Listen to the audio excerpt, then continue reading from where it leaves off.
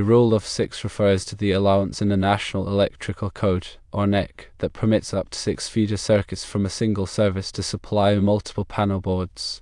This provision is found in NEC Article 225.32 B1 and applies to panel boards each having a main overcurrent device rated 200 amps or less. In the case of two 200 amp MLO panels connected in parallel, the current from the 400 amp service can flow through either panel. The 400 amp disconnect at the service entrance provides overcurrent protection for both panels. If a fault occurs in either panel, the disconnect will trip and disconnect power to both panels. To illustrate how the protection works, consider a fault in one of the 200 amp panels. The fault current will flow through the panel and through the disconnect.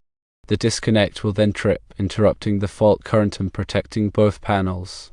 While the 400 amp disconnect provides overcurrent protection for the panels, it is important to note that each panel should also have its own main circuit breaker or fuse for additional protection. This ensures that if a fault occurs within a specific panel, the power to that panel can be isolated without affecting the other panels. In conclusion, the Rule of 6 allows up to 6 panel boards to be supplied from a single service as long as each panel has a main overcurrent device rated 200 amps or less.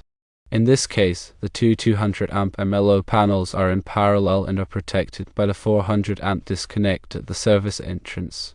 However, each panel should also have its own individual overcurrent protection. Let's delve further into understanding the application of the Rule of 6 in the protection of parallel panel configurations, particularly focusing on MLO panels.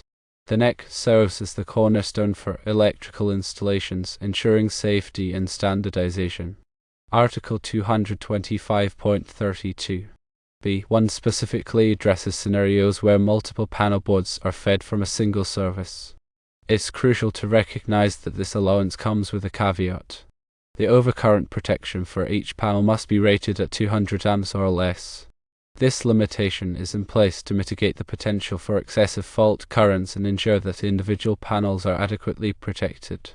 MLO panels, by their nature, lack a main overcurrent protective device within the panel itself. This means they rely entirely on the upstream overcurrent protection, typically a circuit breaker or fuses located at the service entrance or a distribution panel. When multiple MLO panels are connected in parallel, the responsibility for overcurrent protection becomes even more critical. The single overcurrent device protecting the entire service must be sized appropriately to handle the combined load of all panels while also providing adequate protection against faults. The 400 amp disconnect at the service entrance acts as the primary line of defense for the two 200 amp MLO panels in this scenario. In the event of a fault within one of the panels, the fault current will rapidly increase. This surge of current will flow back towards the source, passing through the 400 amp disconnect. If the fault current exceeds the rating of the disconnect, the breaker will trip, interrupting the power supply to both panels. This action prevents further damage to the electrical system and minimizes the risk of fire or electrical shock. To illustrate this process more concretely, let's consider a hypothetical situation. Imagine a short circuit occurs within one of the 200 amp MLO panels. The short circuit creates a low resistance path for current to flow, resulting in a rapid increase in amperage. The fault current quickly escalates, potentially reaching thousands of amps. This massive current surge travels through the panel's wiring and towards the 400 amp disconnect. The disconnect, sensing the excessive current, activates its internal tripping mechanism. The contacts within the disconnect open, breaking the circuit and stopping the flow of electricity. This entire sequence of events happens in a fraction of a second, effectively isolating the fault and preventing further damage. However, relying solely on the 400 amp disconnect for overcurrent protection may not be sufficient in all cases. While it protects against major faults that could overload the entire service, it may not respond quickly enough to smaller, localized faults within individual panels. This is where the concept of supplemental overcurrent protection comes into play.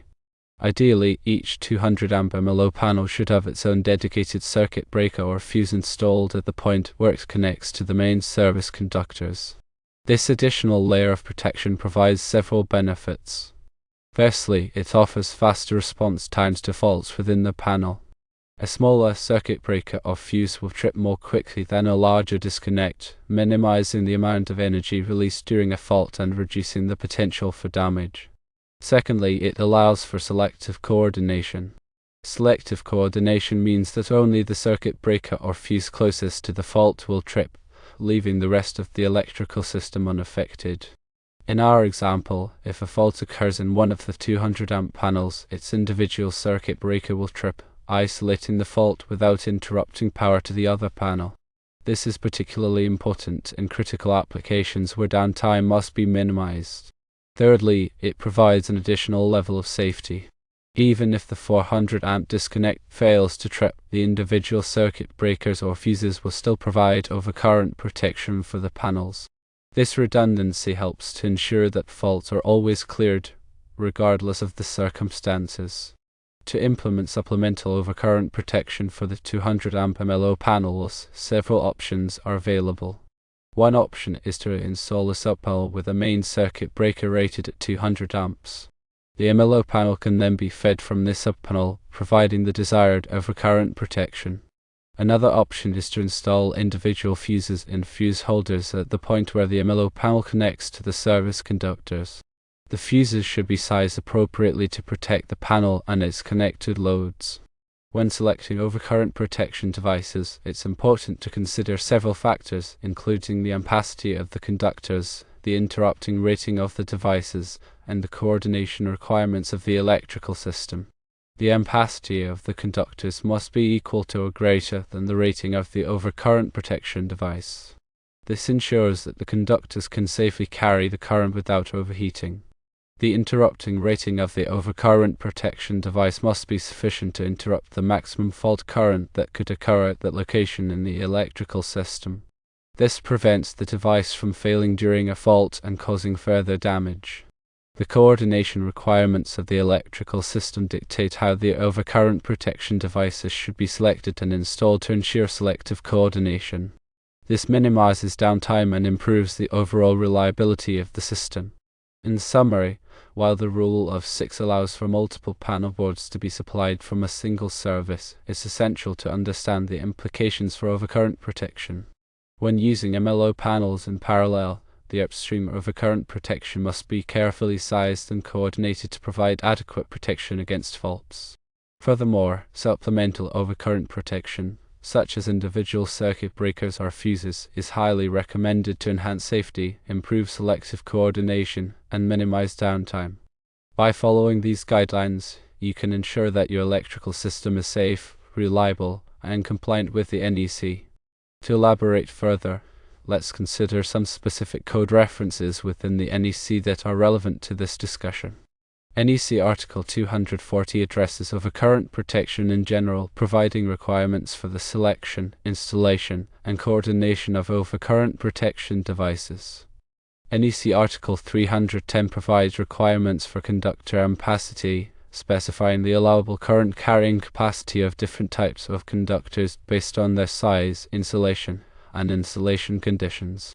NEC Article 408 addresses panel boards, providing requirements for their construction, installation, and overcurrent protection.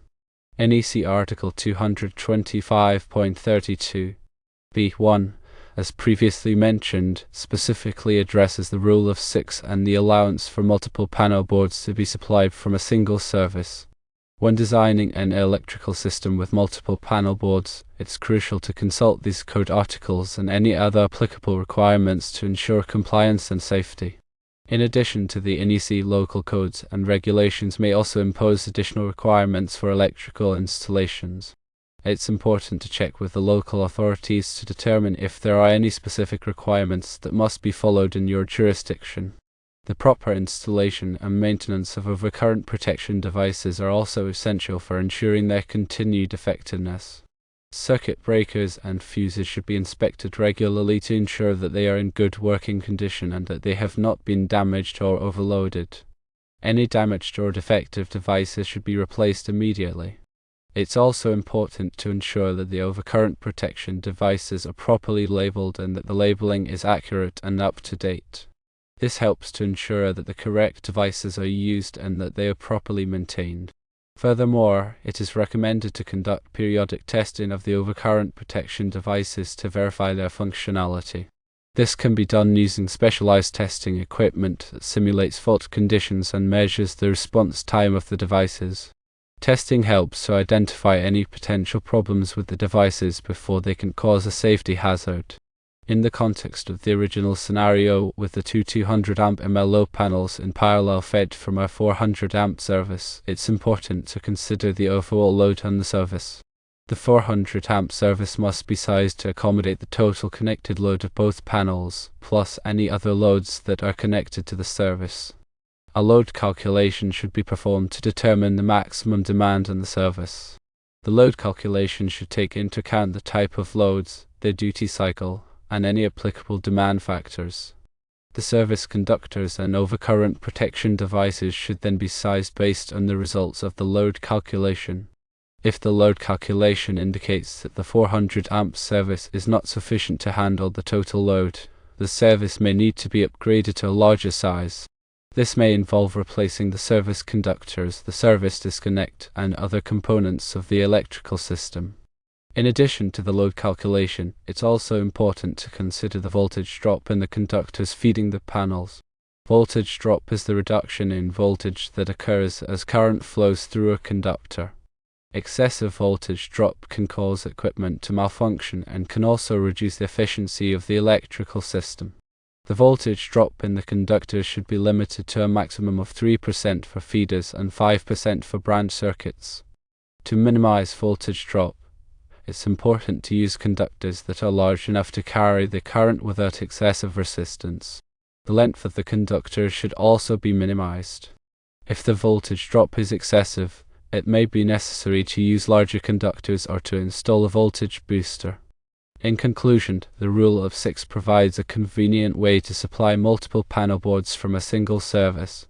However, it's essential to understand the implications for overcurrent protection and to ensure that the electrical system is designed and installed in accordance with the NEC and other applicable codes and regulations.